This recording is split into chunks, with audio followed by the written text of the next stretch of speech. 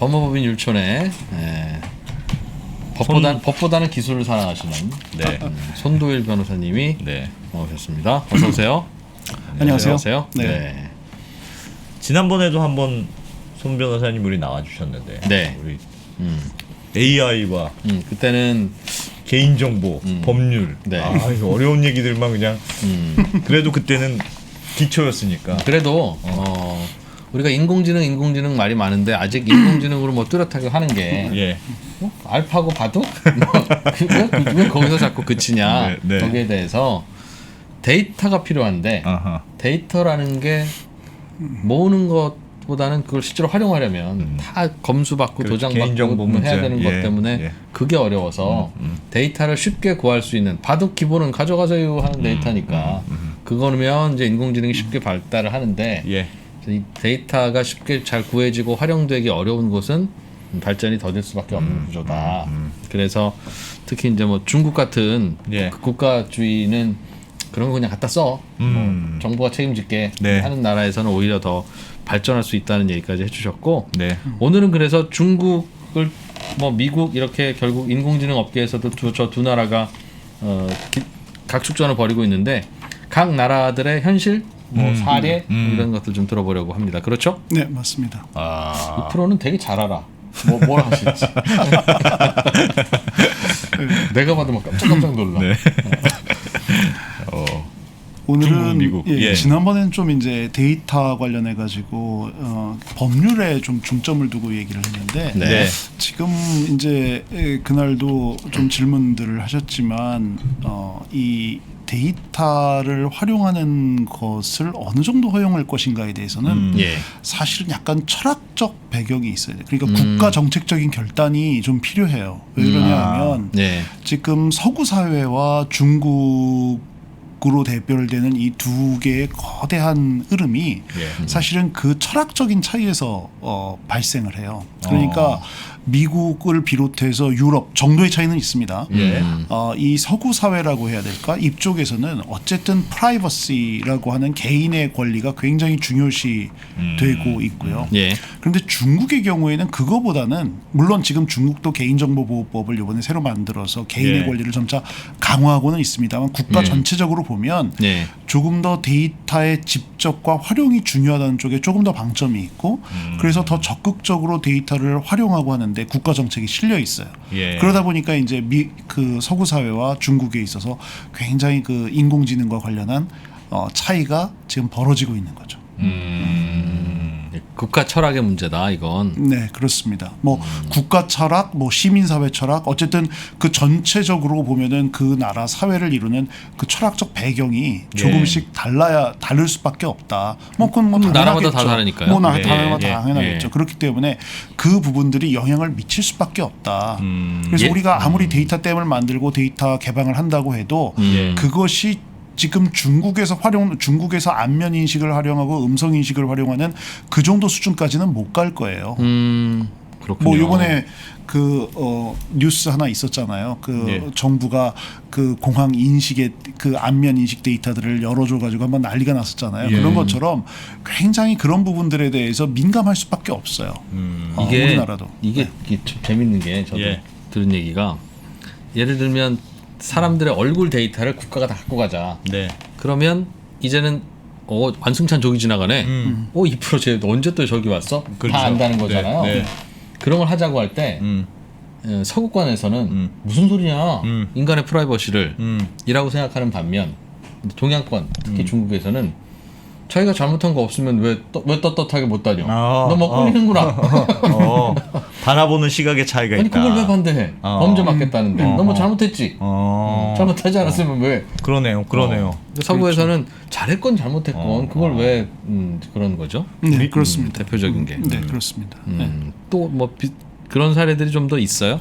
그러니까 이 뭐 그 안면 인식은 굉장히 어떤 면에서 보면은 제가 하나의 예를 들어드린 거고, 뭐 그거를 필두로 해서 기본적으로 그러니까 서구 사회는 어느 산업이든지 이거를 국가가 회사를 만들어 가지고 또는 국가가 정책적으로 거기다가 얼마큼 투자할 수 있는데 한계가 있을 수밖에 없어요. 그러니까 결국은 민간 기업이든지 그러니까 국가가 할 수 있는 역할과 민간이 할 수 있는 역할이 나눠지고 당연히 그 나눠진 상황에서 결국은 민간이 주도해서 앞으로 나갈 수밖에 없는 구조예요. 그런데 중국의 경우에는 사실은 이미 굉장히 많이 엄청난 뭐 바이두, 텐센트, 알리바바 이런 기업들은 사실은 이제 미국의 구글, 페이스북, 아마존 이런 기업들과 이제 이 어깨를 나란히 하고 있어요. 그렇지만 지배 구조나 이런 부분들에 있어서 사실은 아주 같지는 않겠죠. 그러다 보니까 그 기업들을 통해서 이 정부가 이루고자 하는 어떤 그 민간 기업이 일반 기업이 치고 나가는 그 정도가 나라마다 다를 수밖에 없는 거예요. 그러니까 이제 그런 면에서 보면은 미국 입장은 조금 더 그 국방 기술 이런 건 당연히 이제 어떤 면에서 보면은 그 공공의 역할이지만 그렇지만 상당수의 인공지능의 대부분의 역할은 민간에다가 맡기고 있는 거죠.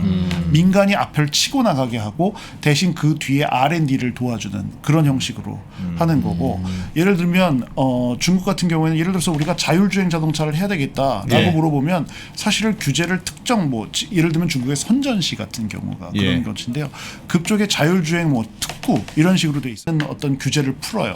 그러면 자율주행 자동차를 그쪽에 가서 아마 그쪽에서 자율주행과 관련해서 지금 굉장히 많은 발전을 이루고 그쪽에서 사업을 하는 업체가 한 800군데 된다고 합니다. 그러니까 뭐 정말 다닐 수 있는 규제의 어떤 샌드박스가 커다랗게 지역적으로 만들어진 거예요. 그러면은 그런 상황에서 비교하는 것과 아주 굉장히 지역적으로 좁은 영역 또는 실험실의 영역 조금 더 나아가서 살짝 더 열려진 영역에서 이 자율주행 자동차를 실험하는 것은 다르겠죠. 비교가 안 되겠네요. 비교가 안 되겠죠.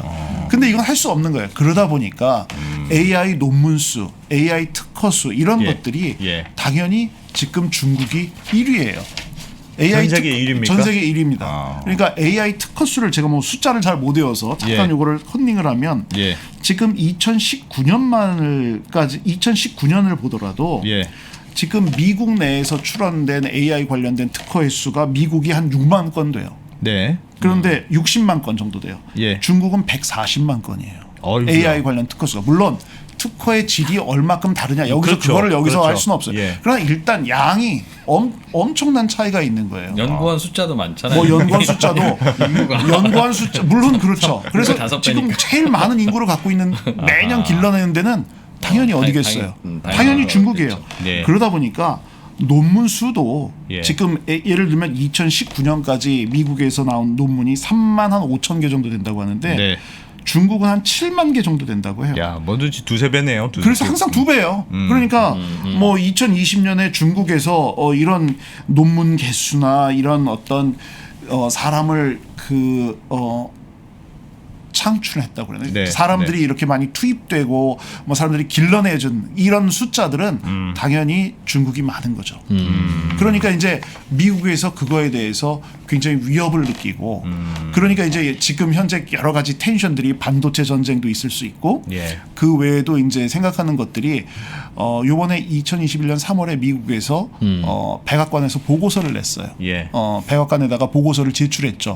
그러니까 미국의 인공지능위원회를 따로 만들어가지고 National Security Committee 해가지고 on AI, Artificial Intelligence 해가지고 미국에서 이 AI 위원회에서 국회와 백악관에 대해서 조 바이든 대통령에 대해서 그 보고서를 제출했고 사실 이거는 트럼프 대통령 시대 때 만들어진 커미티예요. 그리고 이 커미티의 회장은 뭐 아시는 바와 같이 에릭 슈미트라고 해가지고 구글 체어맨이 하고 있으시죠. 그 취지는 뭐예요? 그 위원회 취지는? 그러니까 이 취지는 이대로 두면 기본적으로 이대로 두면 이 중국의 AI에 대해서 미국이 뒤질 수밖에 없다고 생각을 해요.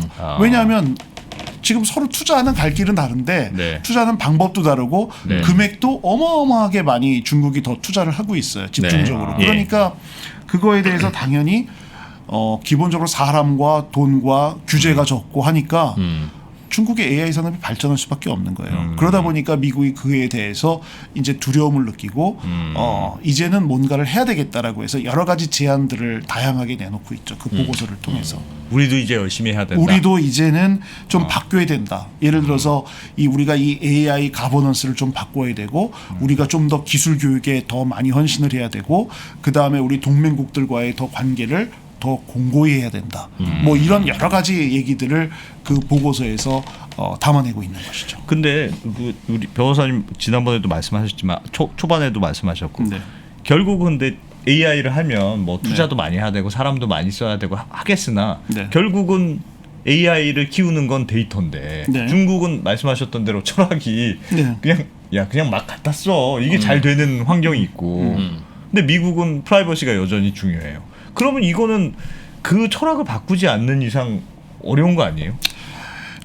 그렇기 때문에 이제 그 AI 데이터만 봤을 때는 네. 기본적으로 이제 우리가 인간의 그 생활에 밀접한 데이터의 그 수집력이라고 할까? 예. 그건 우리가 떨어질 수밖에 없어요. 왜냐하면 우리는 그 프라이버시를 포기할 수 없는 권리가 있어요. 그러니까 그래서 이제 나온 것들이 실명 정보는 안 되니까 가명 정보, 익명 정보로 바꿔서 이제 예. 그건 하나의 차선책이고 제일 예. 좋은 거야. 물론 당연히 예. AI를 학습시키는데 제일 좋은 거야. 실명 정보겠죠. 네. 그러나 그거는 우리가 포기할 수 없는 권리이기 때문에 그거는 우리가 그 부분에서 그런 부분에서의 데이터는 떨어질 수밖에 없어요. 그러나 이제 이 국가 경제가 발전하면 발전할수록 결국은 이 그런 중국 또는 다른 국가에서도 예. 프라이버시에 대한 인식은 강해져요. 그러니까 이번에 10월 달에 개인정보보호법을 만들었고 예. 그러다 보면 이제 이 부분에 대해서는 제한이 걸릴 수도 있는 거예요. 다만 그게 우리와 같은 정도로 지금 강한 제한이냐 아니면 이제 그걸 점차적으로 제한할 것이냐 그럼 지금 가지고 있는 데이터들은 어떻게 할 것이냐는 거는 이제 조금 더 상황을 지켜봐야 되겠죠. 그 인공지능에 대해서 하나만 더 여쭤보면 그런 데이터가 필요한 이유는 인공지능을 고도화시켜서 뭔가 엔진을 만들기 위해서 아니겠습니까? 네. 그 엔진이라는 게 그냥 브릉브릉 이런 엔진은 아닌 것 같은데 알고리즘이죠. 하여간 뭔가 네. 그 소프트웨어 같은 그런 느낌이에요. 그렇죠. 네. 그러면 중국에서 그 무시되는 프라이버시를 바탕으로 그 알고리즘을 만들어라.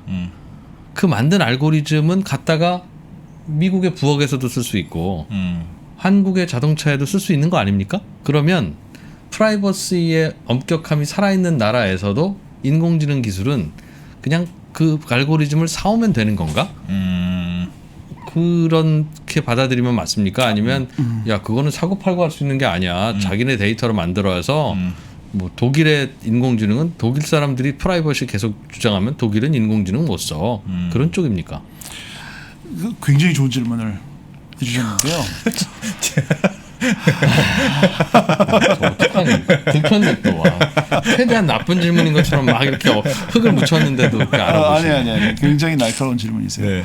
왜냐하면 이 알고리즘의 본질이 뭐냐에 대해서 지금 여쭤보시는 예. 거거든요. 네. 예. 기본적으로 알고리즘이라는 거는 하나의 그 연산 작용이라고 볼 수 있어요. 예. 그러니까 연산 작용이기 때문에 그 알고리즘을 어떻게 그러니까 A라는 데이터가 나왔을 때 어떻게 B처럼 반응을 하는가라는 것은 기본적으로 알고리즘을 어떻게 만드는가에 관한 과정들이에요. 예. 근데 그걸 그냥 사람이 설계할 수는 없고 자꾸 그것이 머신러닝이라고 하는 자꾸 데이터를 넣어보고 그 데이터의 결과치를 보고 다시 수정하고 하는 여러 개의 과정을 거쳐서 결국은 나와요. 예. 그러면 그 알고리즘이라고 하는 데이터는 하나의 데이터지만 예. 이제 중요한 거는 데이터 베이스가 있어야 되는 거예요. 그 예. 데이터를 이용하려면. 그러니까 예를 들어서 어떤 입출국을 통제하는 프로그램이 있다. 자율주행 자동차가 있다고 하더라도 네. 네.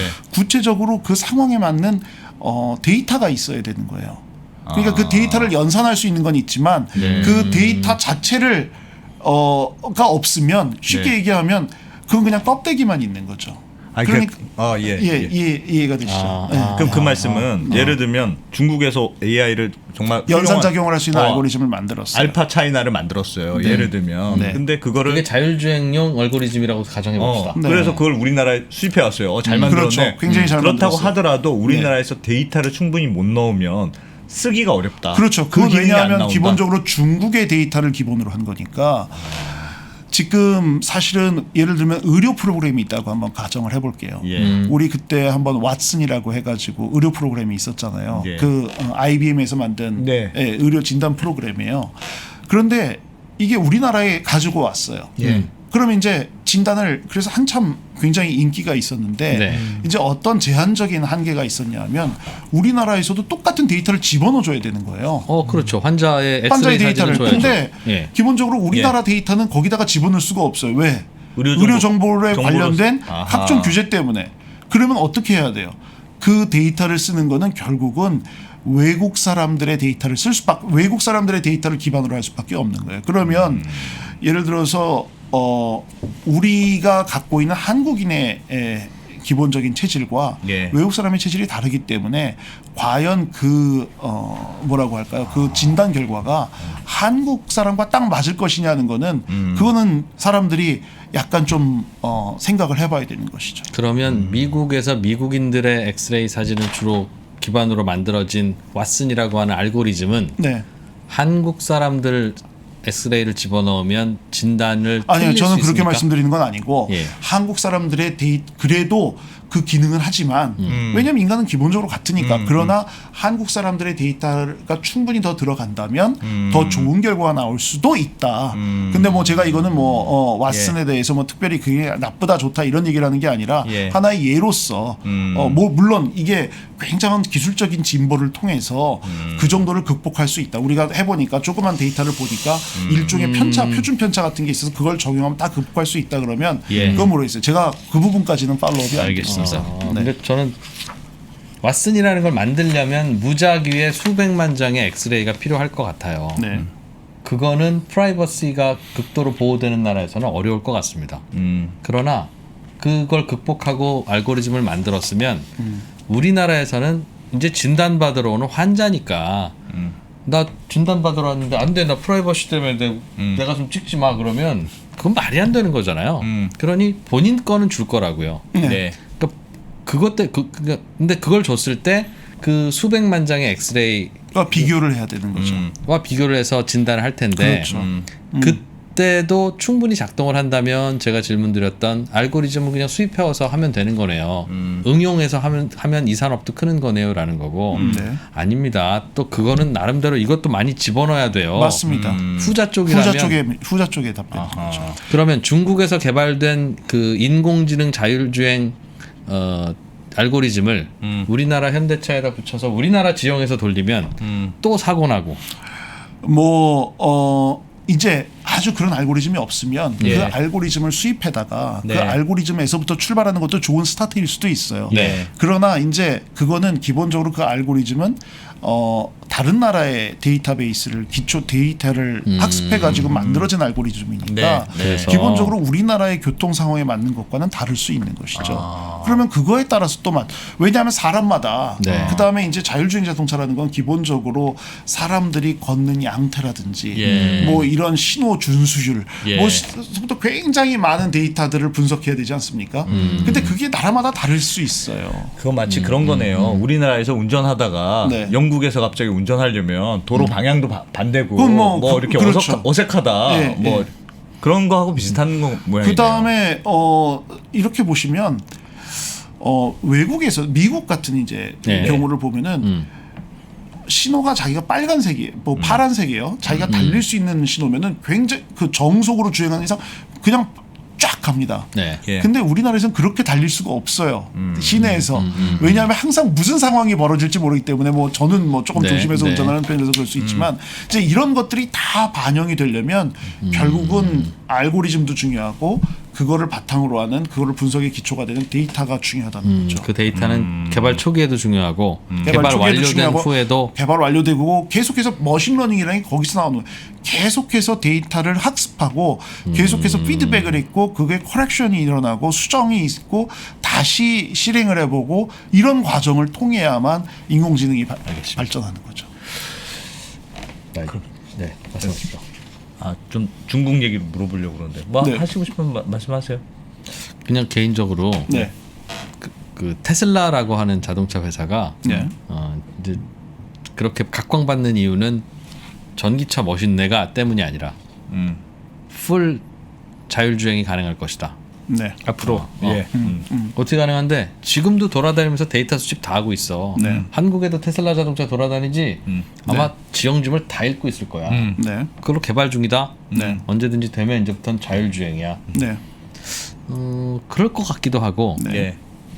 될까 싶기도 해요. 즉 그런데 다른 자동차 회사들은 못할 거야. 즉 예. 이 테슬라의 이 시가총액이 설명되려면 테슬라는 자율주행이 가능하고 다른 자동차 회사는 꽤 상당 기간 동안 자율주행이 안 돼야 그러면서 테슬라 차만 자율주행으로 돌아다니는 것이 현실화되어야 그 수익 모델과 그 시가총액이 설명이 대략 될 텐데 네. 그 시나리오도 가능하다고 보십니까? 아니면 뭐가 좀 걱정스러운 부분이 있으십니까? 저는 기본적으로 이제 자율주행 자동차라는 거는 곧 닥쳐올 시간 문제라고 생각을 예. 해요. 예. 다만 그게 우리가 생각하는 완전히 5단계 레벨 5의 예. 자율주행 자동차냐, 예. 조금 그보다 낮은 단계의 레벨 4냐, 뭐 이런 정도의 차이는 있을 수 있지만 결국은 닥쳐올 미래라고는 생각을 하는데 문제는 뭐냐면 제가 한번 말씀드렸던 것 같기도 한데 이 자율주행 자동차의 가장 큰 적은 이 가만히 고정되어 있는 지형지물이 아니라 같이 운전하고 있는 옆에 있는 화석차들이에요. 그러니까 석유로 가는 차. 석유로 가는 차들이 네. 석유가 문제가 아니라 사실은 사람이 그걸 운전하는 문제니까. 사람이 문제인 거죠. 그러니까 자율주행자들끼리 쫙 운전을 하면 그거는 그건 쉽죠. 사고 날 그거는 일이 없겠네. 알고리즘에 의해서 뭐가 문제가 나지 않는 한은 거의 문제가 없을 거예요. 예. 그런데 이 인간이 예상할 수 없는 행동을 하거든. 다시 빵 뭐 하는 것도 있고, 하기도 하고. 난 가야 되는데 예를 들어서 다 이게 합법을 지키는 게 아니라 네. 골프장 가는데 늦었어. 새벽에 가보시면 갓길로 엄청 빨리 가는 차들이 있습니다. 많습니다. 네, 네, 네. 예, 저는 골프 안 칠 때는 왜 저 사람들은 저렇게 새벽에 갓길로 빨리 갈까 네. 몰랐었어요. 근데 골프에 늦으면 사회적으로 매장입니다. 그러니까 빨리 가죠. 오징어 게임에서의 탈락과 같아요. 그러니까 네. 그러니까 그러한 어떤 비정형적인 감사합니다. 예, 비정형적인 예. 행동을 그러면 예측해야 되는 거예요. 네. 아, 그렇죠. 그 예측하는 것까지도 자율주행이죠. 계속해서 자율주행이 학습을 해야 학습을 해야 되는 거예요. 되니까. 학습을 하고 놀래보기도 하고 미국에서는 이랬지만 한국의 이 사람들은 진짜 운전을 나이스하게 하는구나. 그렇죠. 그렇죠. 정말 신호 잘 지키고 잘 끼워주는구나 라고 학습을 하겠죠. 예. 말씀인지 네. 알겠습니다. 그렇기 때문에 계속해서 그런 말씀드리는 데이터. 게 아하. 알고리즘과 데이터는 같이 가는데 네. 이제 그것이 이제 컴퓨팅 파워로 뒷받침될 때 그 나라의 알고리즘 파워, 그 AI 파워가 강해지는 거죠. 아니 컴퓨팅 파워 말씀하셨는데 제가 들어오기 전에 무슨 기사를 하나 보니까 골드만삭스에서 그런 걸 평가를 했다는 거예요. 중국의 AI에 대해서 중국의 AI는 진짜 무섭다. 그러면서 AI는 4가지 요소가 필요하다는 거예요. 인재, 데이터, 인프라, 컴퓨팅.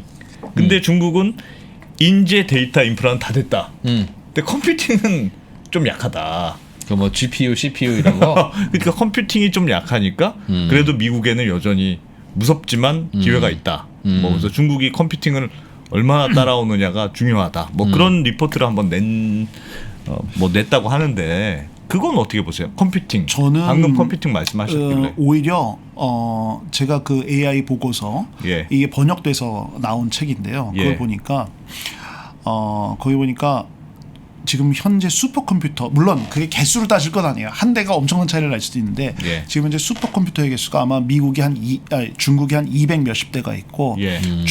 미국이 한 160대인가 뭐 그렇게 있대요. 그러니까 이미 개수에서도 슈퍼컴퓨터 개수에서도 숫자도 더 많네요, 숫자도 중국이? 더 좀 많습니다. 다만 그 한 대가 과연 얼마큼씩 차이가 날지는 그건 이제 우리는 알 수 없고 그거는 아마 국가 기밀에 속하겠죠. 이렇게 지금 중국이 열심히 하는 건 사실 이세돌 구단과도 관련이 있어요. 왜요? 그 이제 알파고가 예. 2016년에 이세돌 구단을 이겼습니다. 네. 그리고 아마 커제를 2017년에 이겼을 거예요. 예. 사실은 이 바둑이라는 거는 원래 저도 어렸을 때 그런 생각이 있었는데 체스는 이미 이겼었어요.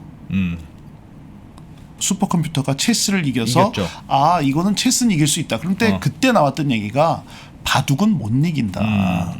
그렇게 얘기를 했었거든요. 너무 경우의 수가 많다. 너무 경우의 수가 18 곱하기 18에 너무 경우의 수가 많으니까 이건 이길 수가 없어.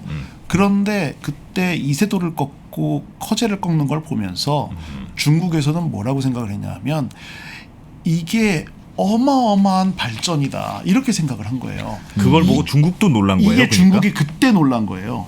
그래서 중국이 그거를 보고서 이게 예전에 그 러시아에 예전에 소련이었죠. 예. 소련의 그 유인 우주선이 예. 그 우주로 먼저 가지 않았습니까? 예. 스푸트니크죠. 그래서 바로 그때와 같은 충격을 받았다 이렇게 얘기를 하고 그걸 보고서 이제 미국 중국 지도부에서 이제 중국 이 AI 굴기를 해야 된다 이렇게 얘기를 한 거고 그때서부터 AI에 본격적으로 투자를 해서 뭐 2025년, 2030년 각 시대별로다가 이 목표를 설정하고 이제 AI에서 우리가 1등을 해야 되겠다 네. 이렇게 생각을 한 거고요. 그러다 보니까 그 이후에 그 이후에 점점 가속화돼서 바이두든 알리바바든 텐센트든 화웨이든 이런 기업들이 샤오미가 오늘 그 신문 기사를 보니까 또 자율주행 자동차에서 어마어마한 성과를 내고 있다고 하는데 어쨌든 이러한 발전이 쫙 일어나게 된 거예요.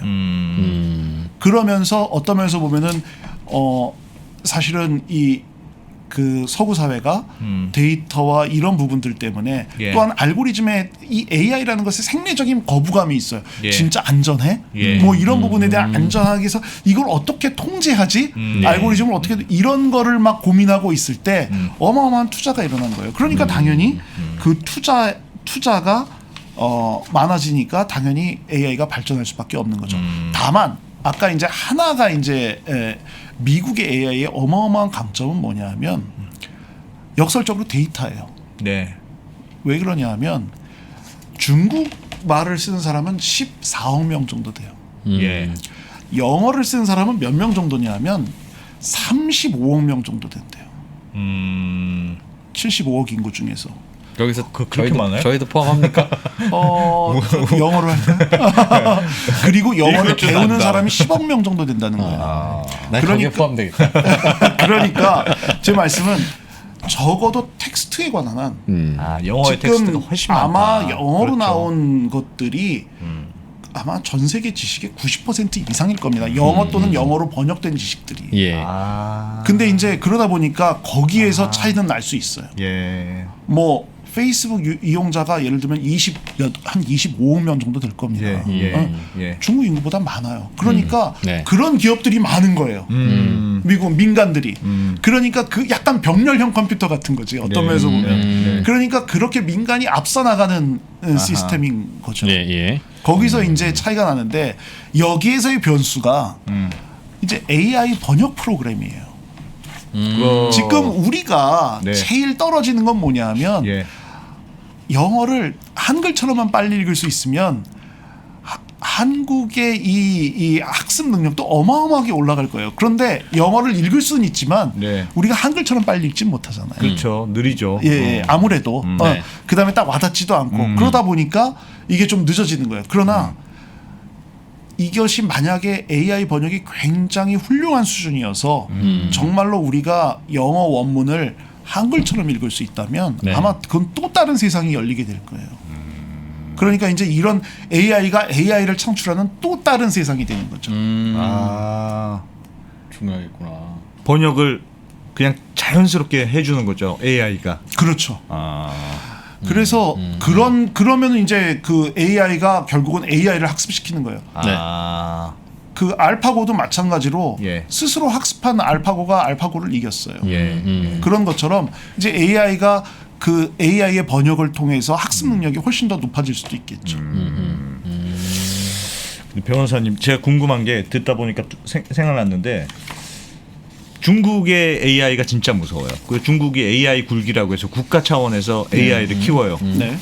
알파고 쇼크를 받아서 중국이 열심히 키워서 지금 성과가 막 나오고 있어요. 근데 그러면 우리가 계속 얘기했듯이 데이터가 진짜 중요한데 중국은 왜 제가 알기로는 얼마 전에 데이터 정보와 관련된 훨씬 강화된 법을 해서 맞습니다. 그래서 무슨 뭐 테슬라도 데이터 가져오는데 좀 어려움이 있고 그렇죠. 뭐 다른 나라들도 중국에서 데이터 수집하기 어려워졌다 뭐 하던데 그건 왜 그렇습니까? 그러니까 AI를 키우려는 중국의 정부의 입장과 데이터를 또 개인정보를 더 강화해야 돼. 우리도 유럽처럼 좀 강화하지 않은 게 약간 상충되잖아요. 그거는 왜 그런 일이 있었을까요? 어떻게 봐야 돼요? 중국의 그 정책은 그게 데이터를 활용하지 말라는 게 아니라 중국인 데이터 바깥으로 빼지 마.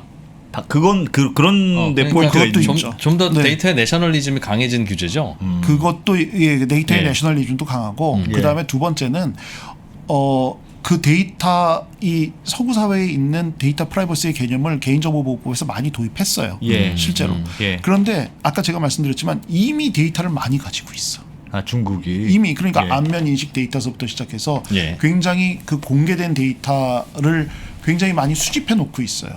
그러다 보니까 그 기존 데이터를 그럼 다 폐기하라 이런 건 아니거든요. 앞으로 새롭게 데이터를 수집하려면 그런 절차에 따라서 데이터를 수집하고 활용해야 된다. 동의를 기반으로 하든 뭘 하든 이제 그런 식으로 얘기가 나온 거지. 지금 그것이 이제 새로운 건 아니에요. 그러니까 그렇게 그다음에 두 번째는 경제가 발전하면 사람들의 의식이 바뀌어요. 예.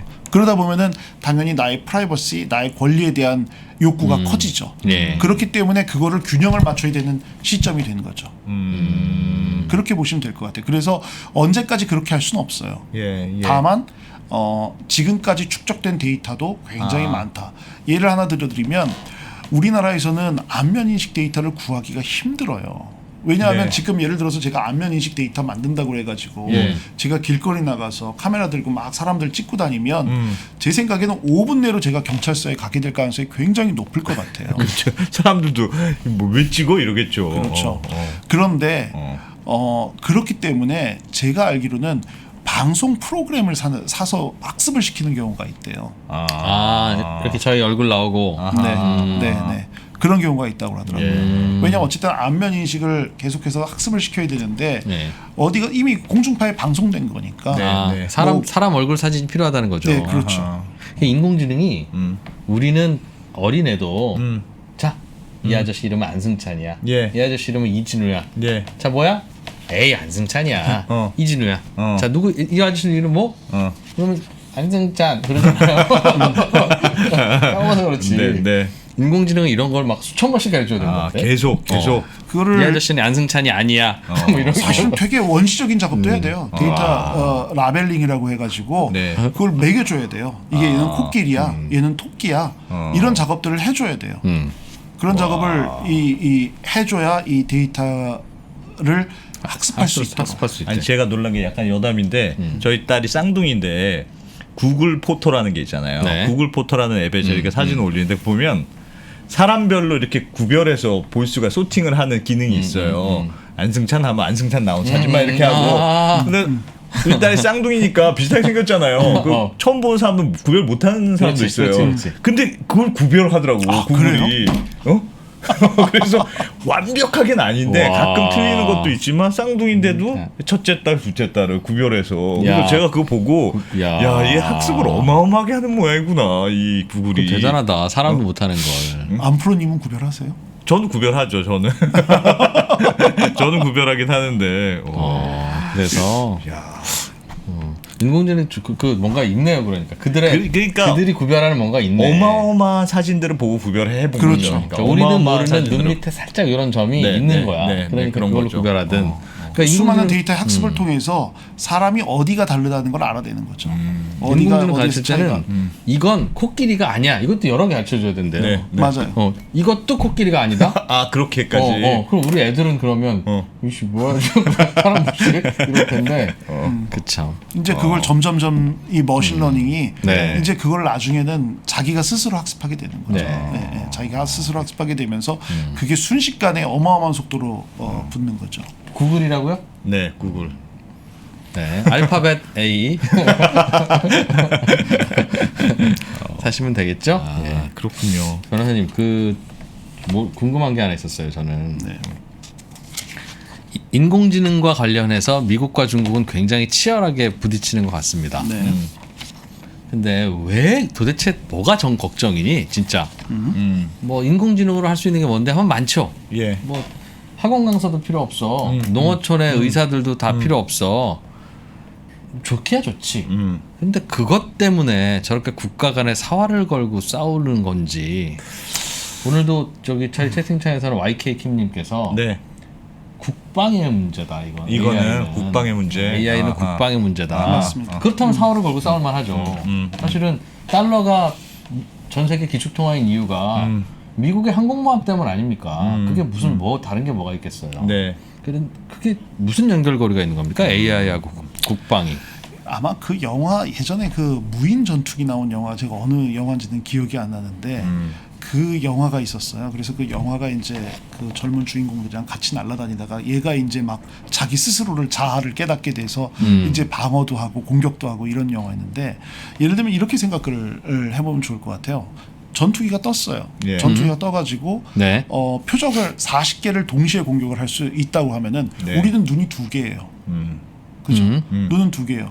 그러면 그 40개를 어떻게 표적을 설정해 가지고 동시에 공격을 할 수 있겠어요? 그럼 결국은 컴퓨터가 할 수밖에 없는 거예요. 그러면 이제 그거를 과거에는 예를 들면은 뭐 AI가 좀 낮은 수준이었다면은 그거를 뭐 미리 설정해 놓은 뭐 타겟이라든지 움직이는 열이라든지 뭐 이런 걸 향해서 발사를 했다면 예. 이제는 예를 들어서 그 AI가 여러 가지 그 동태를 보고 적기의 동태를 보든지 네. 움직임들을 보고서 자기가 위험도를 파악해서 공격을 할 방어 조치를 할 수도 있고 쟤부터 먼저 쏴야 돼. 그렇죠. 이렇게.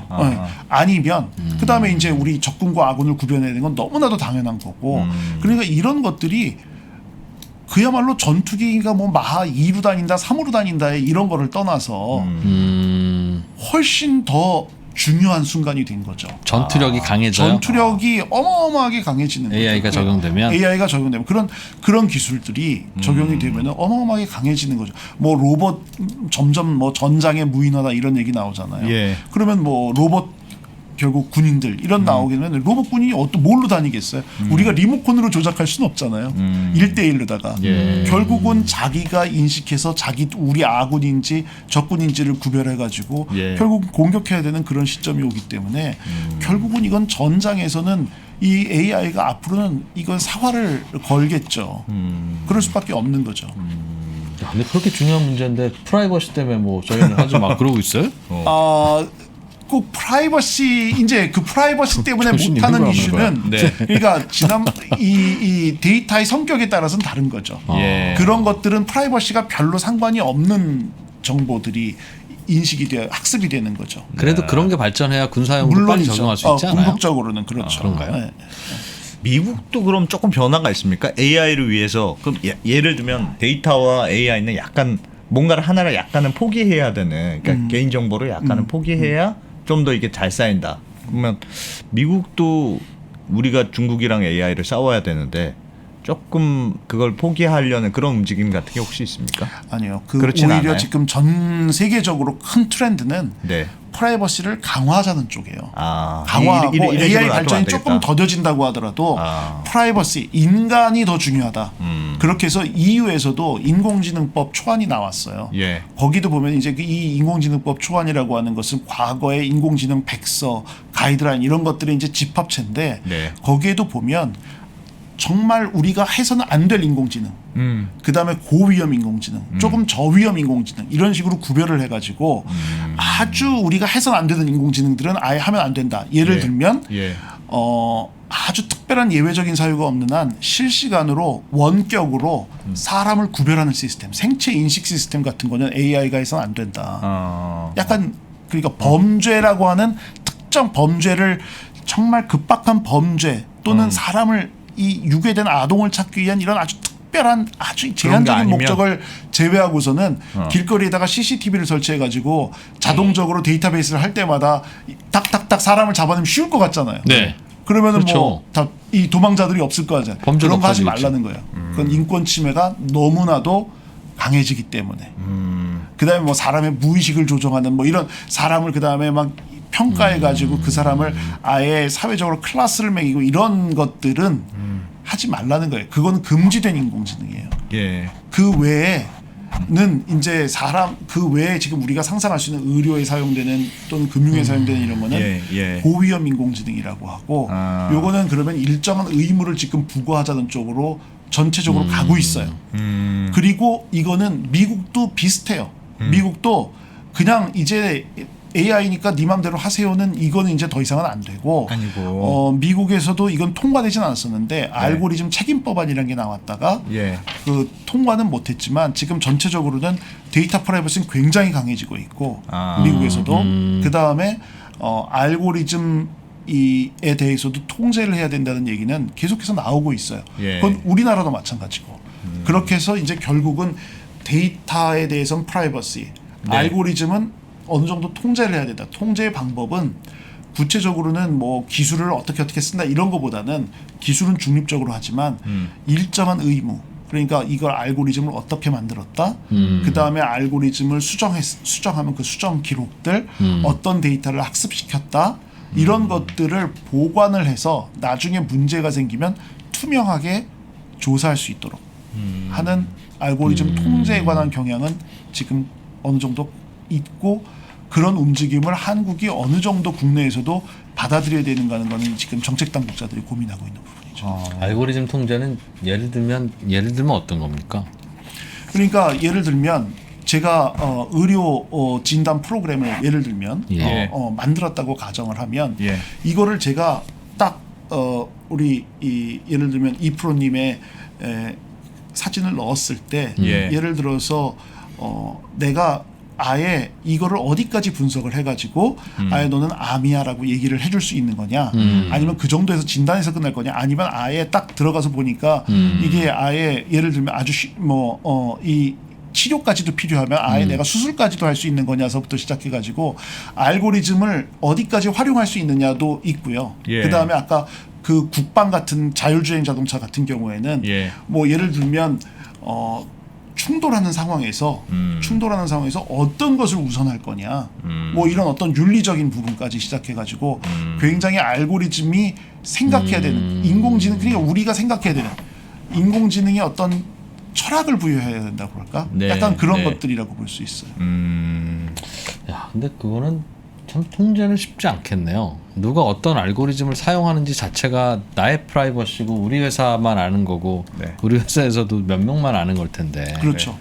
그 알고리즘은 어떻게 돌리느냐는 결국 회사의 이익을 위해서 돌릴 텐데. 야, 그러니까 지금 알고리즘 쉬울까요? 그게 이제 약간 모순되는 상황이 있는 거예요. 뭐냐면 알고리즘을 투명하게 공개를 하게 되면 문제는 어떤 게 생기냐 하면 영업 비밀을 아까 우리 프로님 말씀하신 대로 영업 비밀이라고 할 수 있는 것들이 새나갈 수밖에 없는 구조예요. 그렇죠. 당연히. 결국은 조사를 하게 되면 새나갈 수밖에 없는 구조고 그거를 새나가게 되면 또 그거를 악용하는 사람들이 생길 수가 있어요. 그렇죠. 알고리즘을 베끼는 것도 베끼는 거지만 이게 이렇게 우리 예를 들어서 이런 거 한번 가정해 볼게요. 그 우리 공장을 그 경비하는 인공지능 시스템을 뒀는데 그 공장을 경비하는 인공지능 시스템이 공격적인 기능까지도 할 수 있다라고 가정을 해보면 그런데 어떤 애들이 장난으로다가 돌을 던지다가 예를 들어서 그게 굉장히 강력한 방어에 의해서 애들이 다쳤다. 그랬을 때 어디까지 조사를 할 것이냐. 그랬을 때 보면은 이제 그 알고리즘 방어하는 알고리즘 체계를 다 조사를 해야 되잖아요. 그럼 그게 공개될 수밖에 없으면 그 공장만 공개되는 게 아니라 그 인공지능을 쓰는 유사한 공장들도 다 같이 이제 범죄에 노출된다고 볼 수 있는 거죠. 이제 이런 부분들이에요, 사실은. 고민거리가 의외로 많겠네. 많네요. 고민거리가. 넘어야 할 것들은 실제로 하나하나 현장에서 사용되기 시작하면 그런 것들이 꽤 있겠네요. 그러니까 인공지능을 얼마큼 이제는 우리가 인공지능을 얼마큼 안전하게 신뢰할 수 있느냐 이런 것들을 생각해야 되는 시점이 그것도 법률적으로 접근하나요? 지금 추세가? 그런 것도 그런 거에 대한 논의가 있습니다. 지금 현재 나온 우리나라에 있는 법은 지능정보화기본법이라고 있는데 거기에서 보면은 이제 의료 국방 이런데 인간의 생명 오작동 시에 인간의 생명과 신체에 중대한 위해를 강할 수 있는 경우에는 이 과학기술정보통신부 장관이 정하는 그러한 스탠다드에 따라서 이것을 만들어야 돼요. 예. 이 지능정보기술이라는 게 결국 인공지능이니까. 예. 근데 그 고시는 아직 안 나왔어요. 그 이유는 뭐냐면 잘못해서 고시를 만들게 되면 이게 우리나라 인공지능 산업 이제 시작이잖아요. 예. 근데 어떤 문제가 생기냐면 너무 규제 쪽으로 가다 보면 피워보지도 못하고 이게 사그라들 수가 있는 거예요. 그렇기 때문에 좀 이게 부작용이 나오는 걸 기다리는 건 아니지만 예. 그래도 어느 정도 활성화가 되고 좀 해보면서 문제가 있으면 그걸 핀포인트적으로 접근을 하는 게 맞을 거지 이거를 딱 규제로 하는 게 과연 맞겠느냐 이런 얘기들은 계속해서 지금 나오고 있는 얘기들이죠. 그렇군요.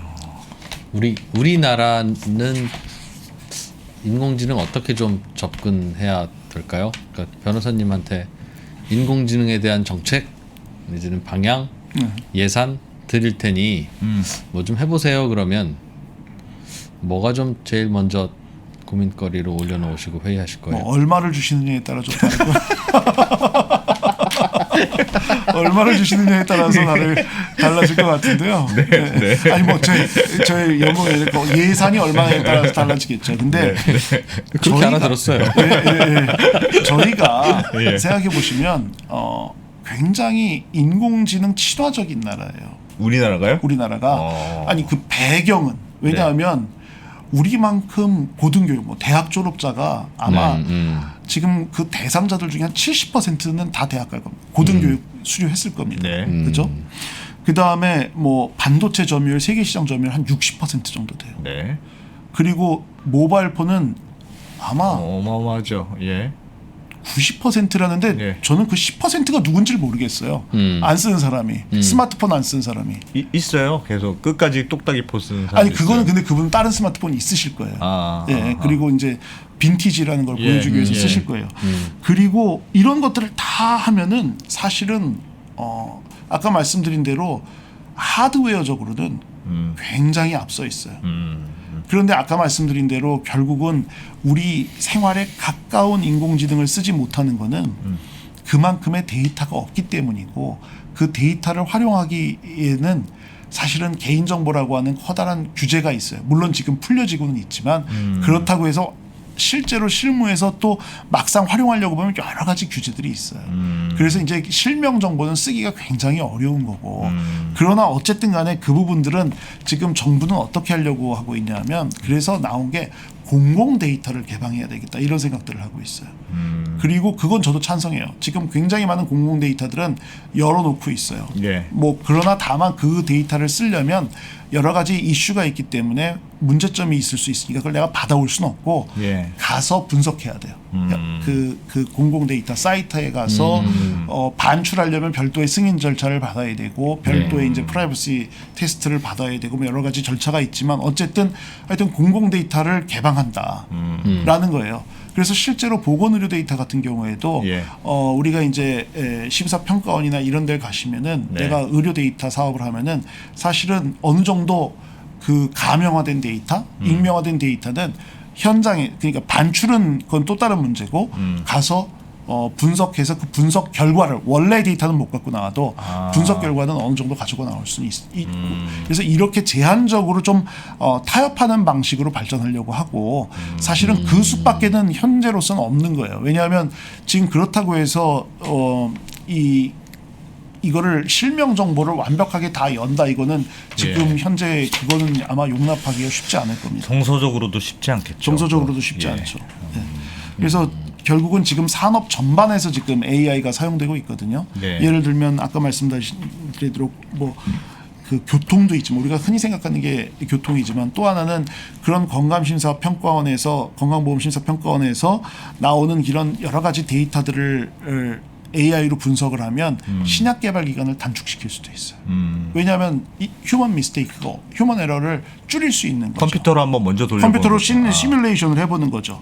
그렇게 할 수도 있고 뭐 국방에 관해서 쓸 수도 있고 그 다음에 이제 뭐 스마트 팩토리 그래가지고 기본적으로 이것들을 어떻게 공정을 최효율화할 것이냐 이런 것들이 있어서 결국은 이런 거에 대해서 꼭 개인 정보만이 아니라 결국 이런 다양한 정보를 통한 AI 다양한 방면의 AI를 결국은 우리가 확대하는 길이 제가 보기에는 제일 맞는 거고 근데 그거는 이제 우리가 근처에서 실감하기는 어렵죠.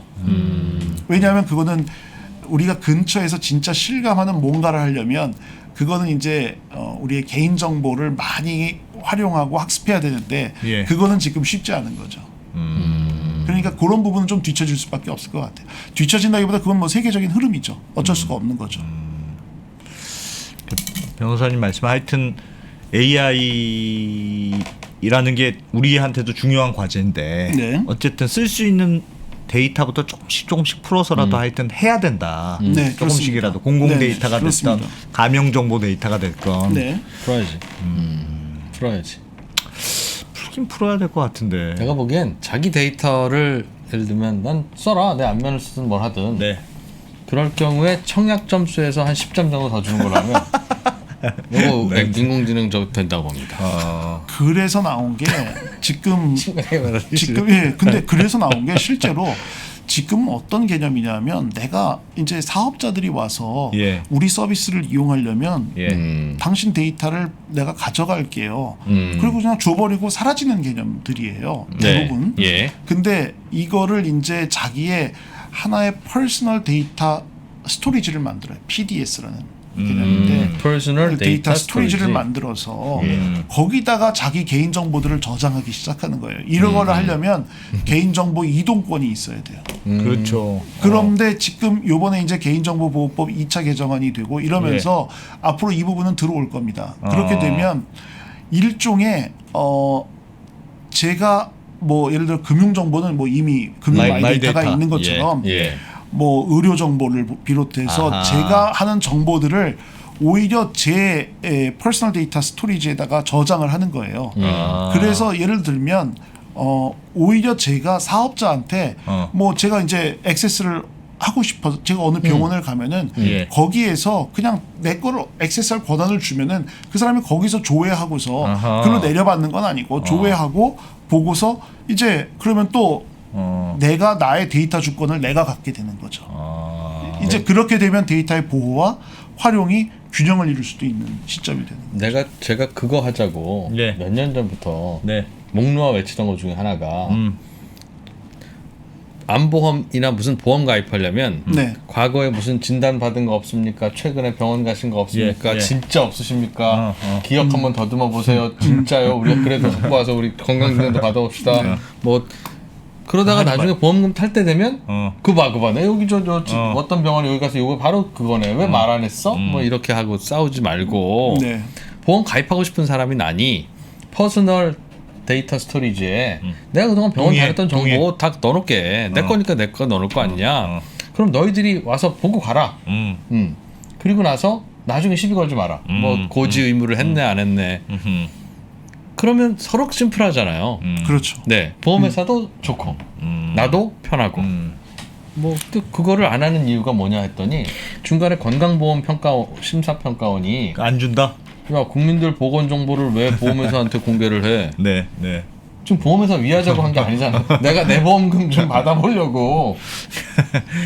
그거를 예를 들어 그렇게 할 수는 없어요. 개인 정보에 대한 민감도는 높아요. 근데 유럽도 보니까 개인 정보의 동의를 까다롭게 만들어 놓으면 예를 들면 그냥 동의 이렇게 하지 말고 무조건 아니오인데 디폴트가 아니오로 돼 있어. 그러면 굳이 동의로 옮기고 뭐 이런 식으로 까다로운 동의 조건을 하면 내 것도 다 개방한다. 이런 식으로 가면 개인 정보도 그냥 이게 남용되는 게 문제지만 하여튼 나는 내가 충분히 위험성을 인지한 상태에서 나는 동의했다. 이런 식으로 가면 좀 그 문제가 해결될 수 있지 않아요? 근데 그 웹사이트를 들어가시면 예. 개인정보 어떤 거 수집하고 예. 누구한테 준다는 거 얼마나 읽어보세요? 안 읽으시죠? 예, 잘 안 읽어봅니다. 다 모두 동의하고 요새 네. 그나마 된 거는 이제 예. 그 마케팅 선택 동의들에 네, 대해서는 네. 이제 안 하고 무조건 예, 안 하고 예. 이제 그런 분들이 훨씬 많아지고 이제는 모두 동의해서 선택 동의까지 모두 체크할 수는 없어요. 예. 그러다 보니까 그걸 왜 그러냐 하면 동의가 좀 어려운 말로 형해화됐다. 이제 뼈다귀만 남았다는 거예요. 그래서 이 동의라는 제도라는 거는 되게 불완전한 제도예요. 아무도 안 읽어. 네. 그러니까 오히려 동의 외에 지금 유럽에서는 네. 정당한 이유가 있어야 된다는 거예요. 그러니까 아무 그게 생각 뭐예요? 없는 동의 뭐 동의를 받으면 일단 방어할 수 있는 건 되지만 네. 그게 꼭 정당화하지 못한다는 거예요. 동의만 받는다고 된 게 아니다. 물론 동의를 받으면 기본적으로 상당히 그거는 굉장히 중요한 정당한 동의인데. 권한을 확보를 한 건데 예를 들면 근로자와 고용주가 개인정보 수집 동의를 할 때 네.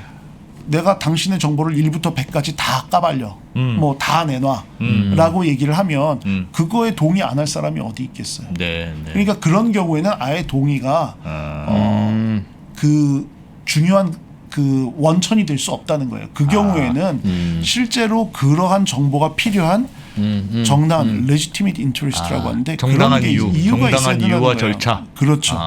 그렇기 때문에 동의만으로다가 우리나라는 지금 동의서를 어마어마하게 복잡하게 만들어놨어요. 네. 그리고 그게 세계적인 어떤 흐름과도 너무 한국만의 이런 그 여러 가지 뭐 민감 정보는 별도로 동의받아야 돼, 해외로 나갈 정보 별도의 박스를 만들어야 돼, 그다음에 마케팅 동의를 받을 때는 또 그거를 크게 만들어 글씨를 크게 만들어야 돼. 뭐 굉장히 세세한 거를 해서 그런다고 이게 지금 개인정보가 잘 지켜지냐? 그건 그렇지 않거든요. 그렇지 않다. 네, 그건 네. 그렇지 않아요. 동의하는 방법, 동의하는 방법도 진짜 중요하겠네요. 네. 그래. 형식적으로 동의를 받고 서비스를 제공하는데 네. 동의 안 하면 서비스가 안 되는 게 많아요. 그래, 그럼 많죠. 그 동의는 해야 돼.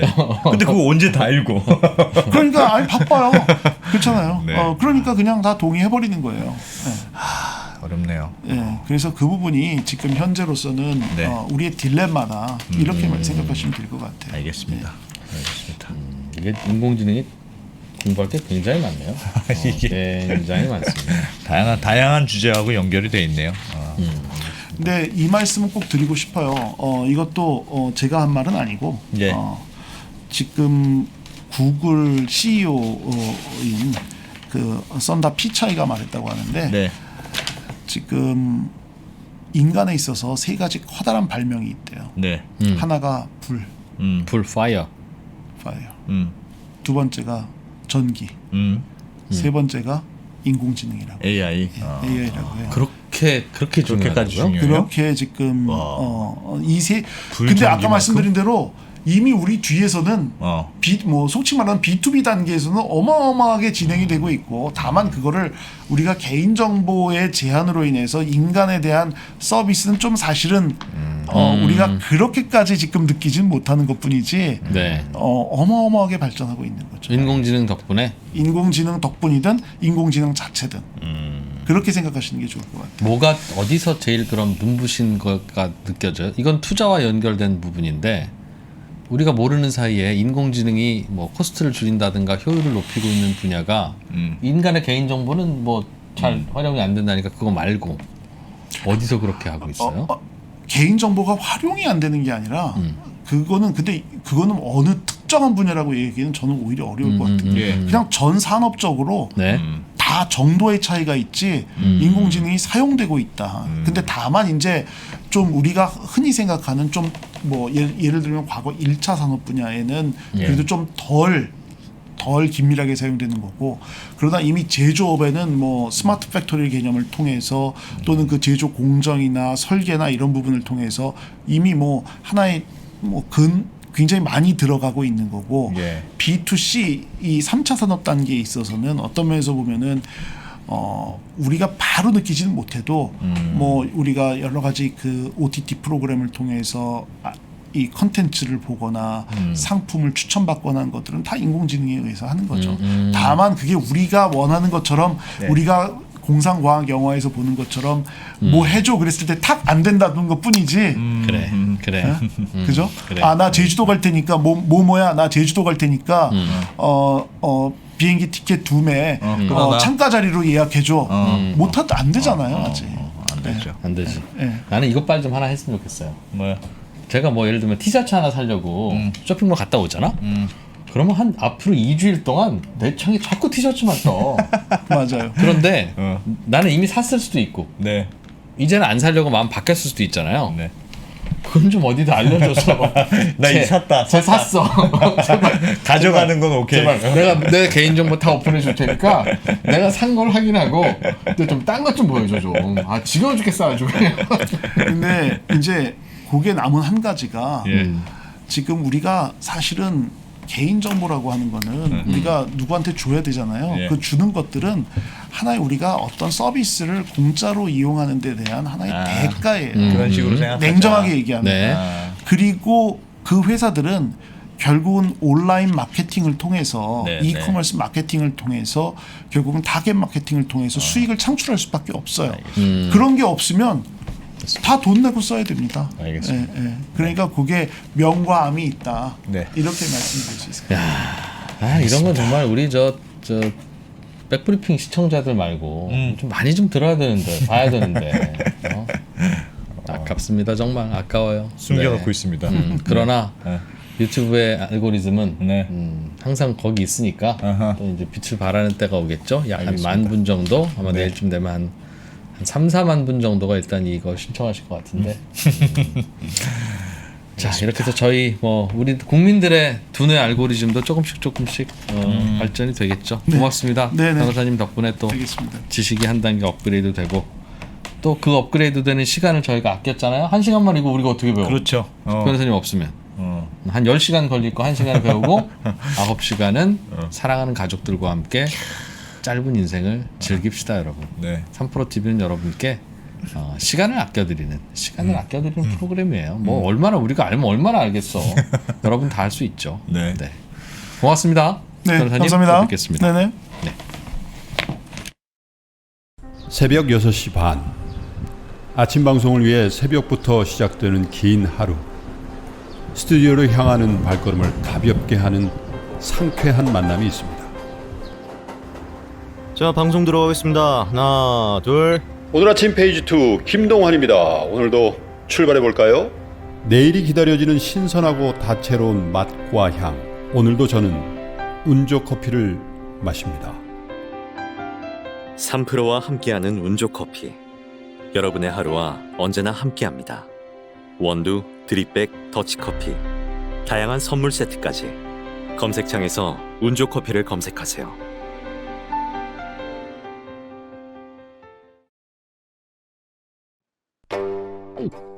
우와, 여봐라. 이것이 도대체 무엇이냐? 청정 제주의 유기농 양배추로 만든 이즈비 맛즙이라고 하옵니다. 속이 아주 편안해지는구나. 이즈비. 아주 맛도 있구나. 제주의 유채꿀과 유기농 브로콜리, 유기농 당근, 유기사과도 함께 넣어 만들었다 하옵니다. 이즈비 양배추즙. 이즈비, 바로 내가 찾던 즙이로다. 농촌진흥청이 선정한 농업기술명인이 정성껏 기른 양배추로 만든 이즈비 맛즙. 어서 네이버에서 이즈비 맛즙을 검색하도록 하거라.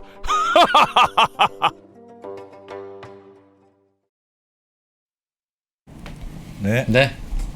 인사 못하고 왔다 또 인사하라고 우리 PD님이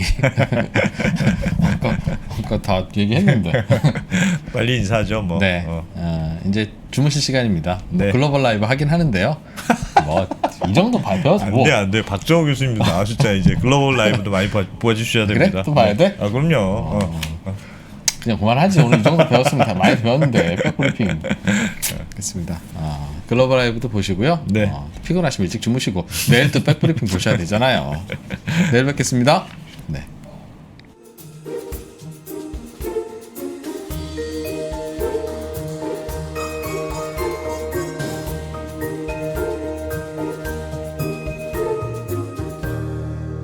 예전엔 뭐였냐면 이런 거였죠. 어떤 회사 다니세요? 그러면 건설회사, 그 다음에 금융회사. 지금 뭐가 나옵니까? 플랫폼 다녀요. AI 회사예요.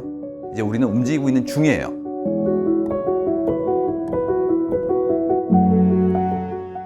예측 그러셨는데요. 예측이 아니라 이해입니다. 일어날 일은 일어납니다.